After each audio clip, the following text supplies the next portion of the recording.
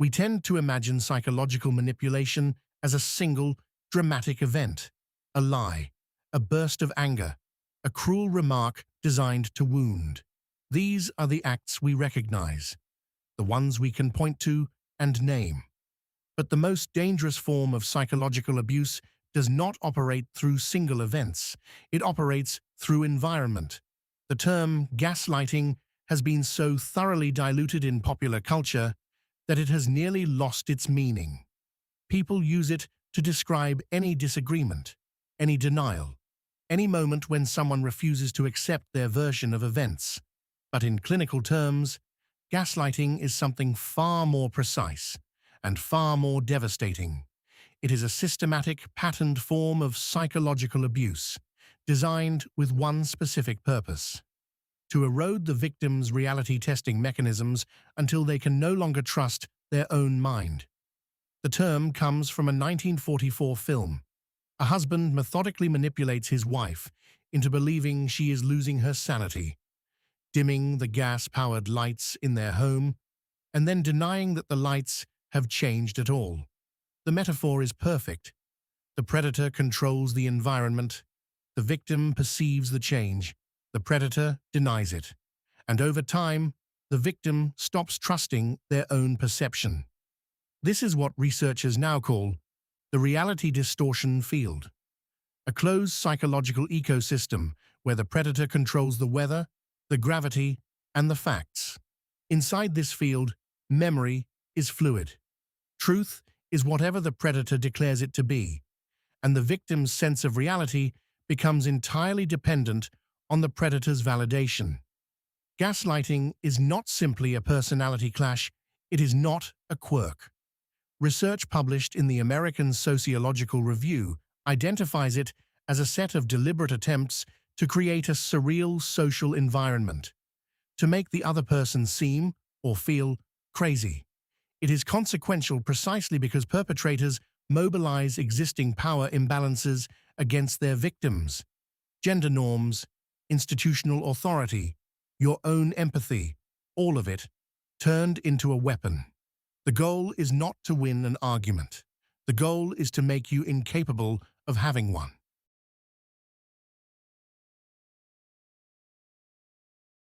The reality distortion field is not built in a day. If a predator attempted to completely rewrite your reality on the first encounter, your psychological immune system would reject them immediately. You would recognize the manipulation, name it, and leave. The architecture of coercive control depends entirely on the fact that it is gradual. It begins with something so small you almost miss it. You remember a conversation happening on Tuesday. They insist, with absolute certainty, that it happened on Thursday. You recall them using a specific, hurtful word during an argument. They look at you with what appears to be genuine concern and tell you that you are imagining things, that you have a tendency to overreact, that they would never say something like that. You remember agreeing to meet at 7.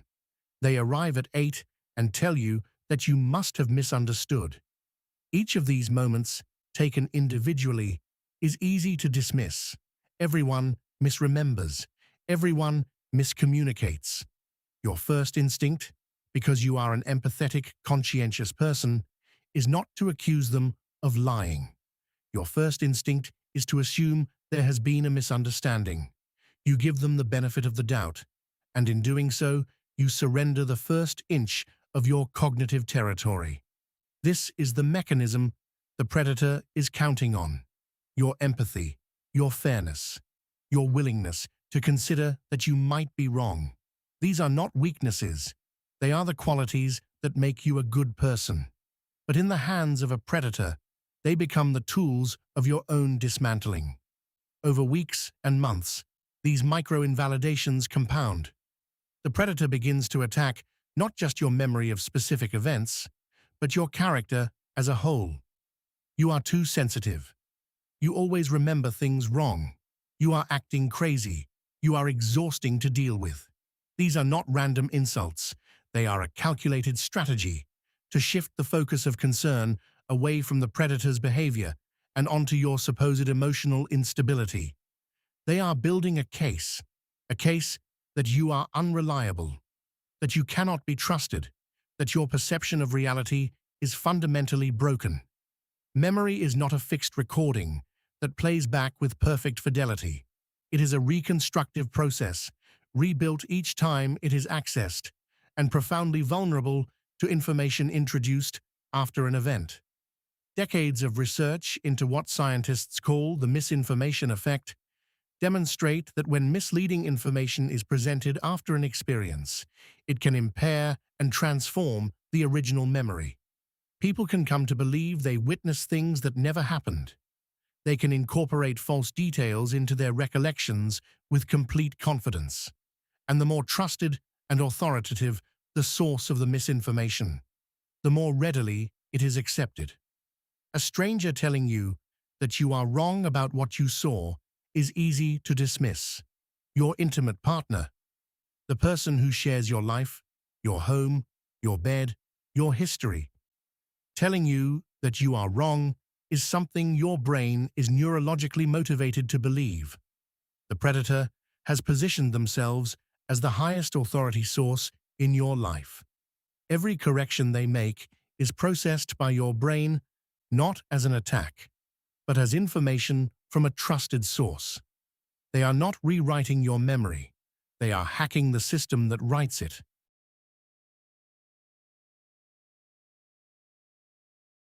What happens inside the brain when your reality is constantly challenged by someone you love and trust? The answer, documented in peer-reviewed neuroscience, is that the damage is not metaphorical. It is physical. Research published in 2025 in the journal Memory examined the specific cognitive impacts of gaslighting on memory and self-perception. The findings were stark. When a close partner repeatedly pressures you to adopt a different recollection of shared events, it measurably increases your acceptance of misinformation and fundamentally undermines your recall confidence. You are not simply forgetting things. Your brain is being trained, through repeated, intimate, authoritative pressure, to distrust its own encoding process. The longer and closer the relationship, the more pronounced this effect becomes. The predator's influence over your memory grows in direct proportion to how much you love them. This state of chronic cognitive dissonance, holding two conflicting realities simultaneously, never knowing which one is true, floods the nervous system with cortisol. The stress of constantly trying to decipher what is real and what is fabricated exhausts the prefrontal cortex, the region of the brain responsible for executive function, decision-making, working memory, critical thinking. The neurobiological evidence is unambiguous. The prefrontal cortex is the most evolved region of the human brain, and it is also the most sensitive to the detrimental effects of stress. Even mild, acute, uncontrollable stress can cause a rapid and dramatic loss of prefrontal cognitive abilities. When stress is chronic and uncontrollable, as it is inside a reality distortion field, the damage is compounded.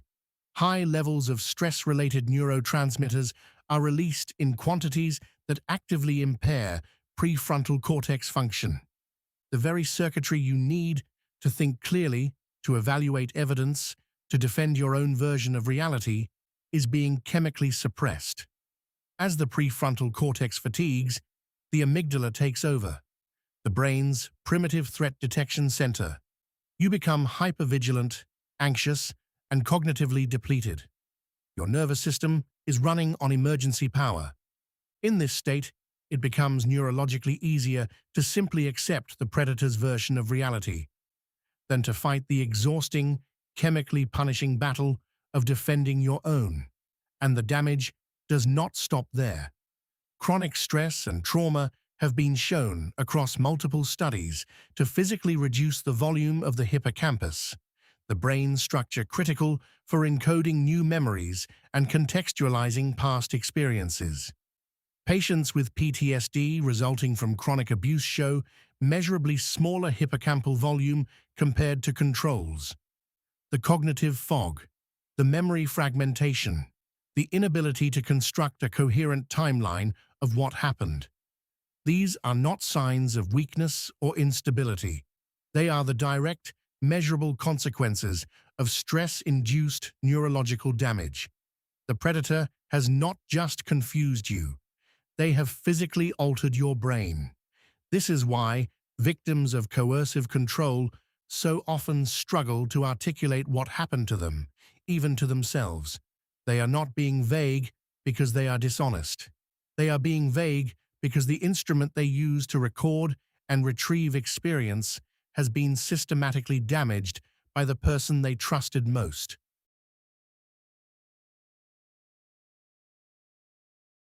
A reality distortion field cannot survive exposure to outside air.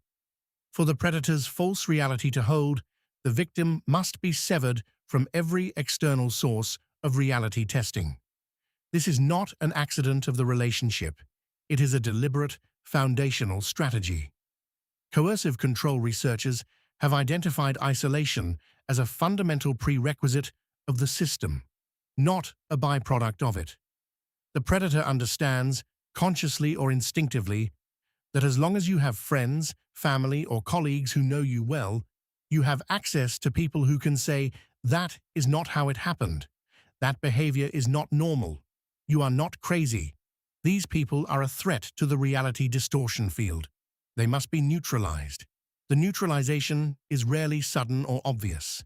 The predator will manufacture conflicts with your closest friends, introducing small seeds of doubt about their loyalty or their motives. They will criticize your family with just enough plausibility to make you wonder whether the criticism is fair. They will create situations, jealousy, manufactured crises, emotional meltdowns, that make spending time with others so costly and so exhausting that you begin to self-isolate simply to keep the peace. They will tell you, with apparent sincerity, that they are the only one who truly understands you, that your friends do not really care about you, that your family has always undermined you, that you have them. And that is enough. Once you are isolated, the predator becomes your sole source of truth. There is no one left to cross-reference your experience against. There is no one left to say, "Yes, I heard them say that." There is no one left to notice the changes in you.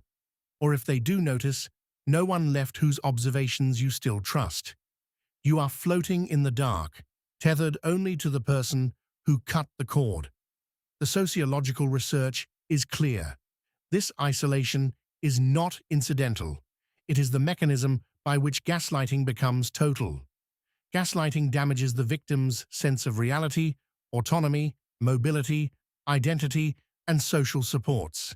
And it is the destruction of social supports that makes the destruction of the other four possible. Without external anchors, the predator's reality is the only reality available.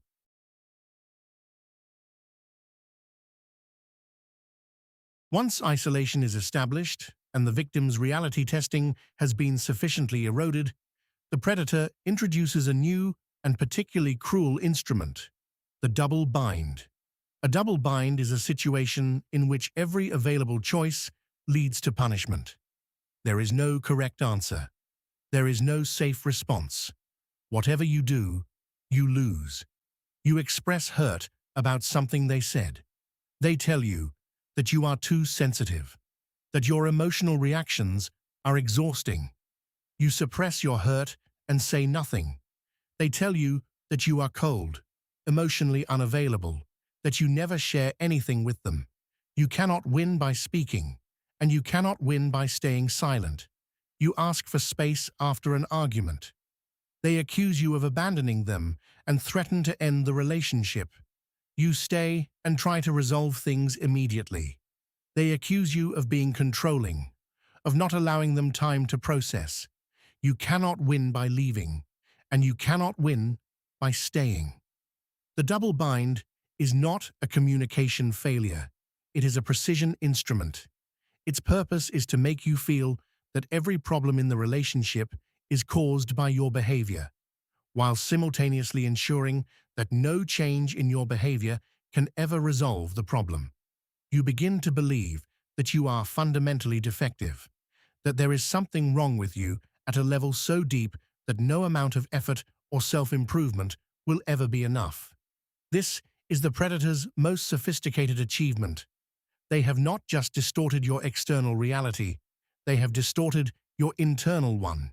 You no longer simply doubt what happened. You doubt who you are.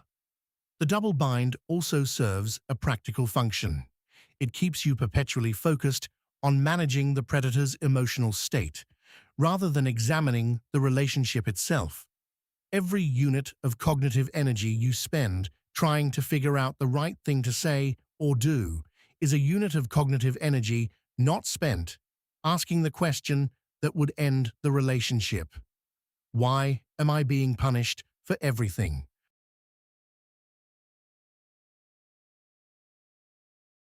At some point, even the most thoroughly gaslit victim reaches a breaking point.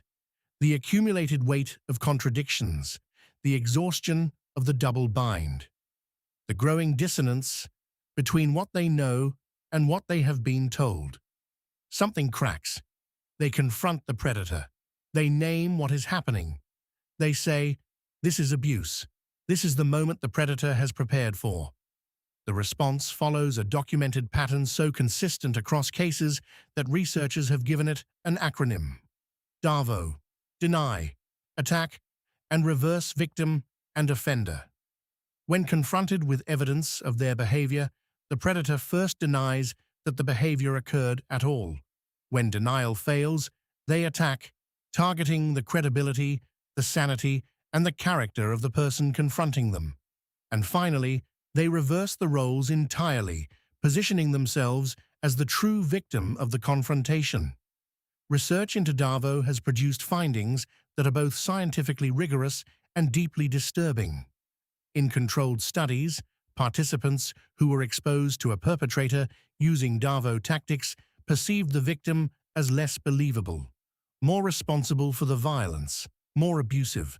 They perceived the perpetrator as less abusive, less responsible. DARVO does not just manipulate the victim, it manipulates everyone who witnesses it. This is why victims of coercive control so often find that when they finally speak out, they are not believed, not just by the predator, but by friends, family, and institutions. The predator has spent months or years building a public narrative in which the victim is unstable, unreliable, and difficult.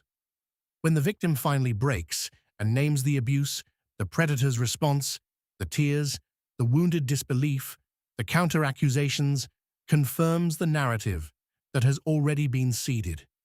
The victim looks exactly as the predator always said they would: irrational, aggressive, out of control. This is gaslighting weaponized at its most complete. The reality distortion field has been extended beyond the relationship itself and into the social world.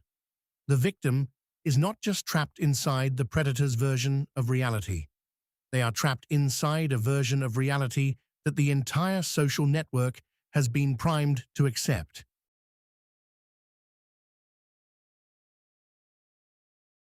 The individual predator is dangerous, but the individual predator operating within a system that inadvertently reinforces their narrative is catastrophic.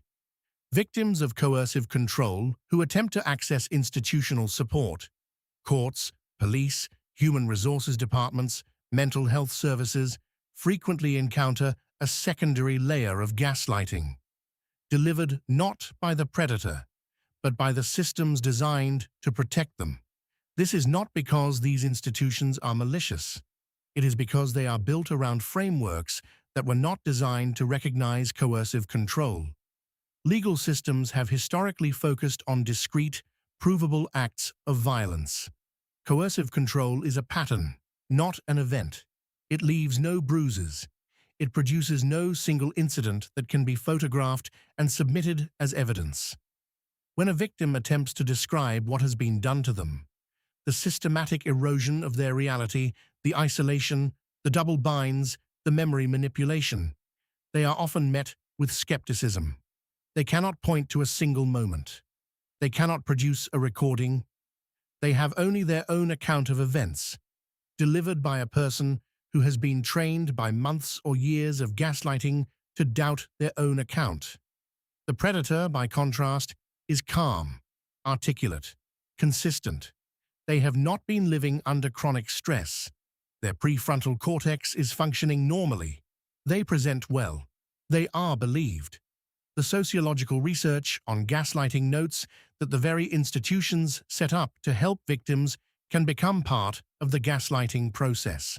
When a victim is told by a judge, a police officer, or a therapist that there is no evidence of abuse, or that the situation seems like a communication problem, the institutional authority of that verdict reinforces the predator's narrative with a power no individual could achieve alone.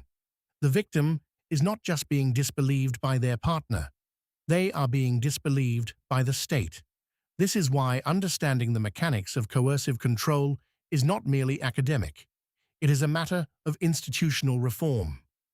Courts in the United Kingdom have begun to recognize coercive control as a criminal offense in its own right, acknowledging that the pattern of behavior is the crime, not any single act within it. Australia has followed. In February 2026, a New South Wales court handed down the first full-time prison sentence under the state's new coercive control laws that had only come into force in July 2024. The victim had endured years of systematic isolation, degrading verbal abuse, and control that left her feeling trapped and fearful in her own home. There was no single act of physical violence that triggered the prosecution. The crime was the pattern itself. The accused received a 2-year custodial sentence, under legislation carrying a maximum penalty of 7 years, a maximum that reflects the documented link between coercive control and intimate partner homicide. The case matters not just as a legal milestone, but as a statement of principle. The law is beginning to see what the predator has always relied on remaining invisible. The absence of bruises is no longer a defense. The absence of a single dramatic incident is no longer an obstacle. The pattern is the crime. This is a significant step. But the gap between legal recognition and lived reality remains vast. And for millions of victims navigating systems that were not built to see them, the institutional gaslighting continues.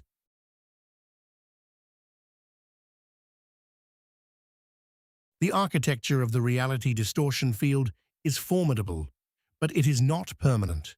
The first and most important thing to understand is this: the confusion you feel is not evidence that you are broken.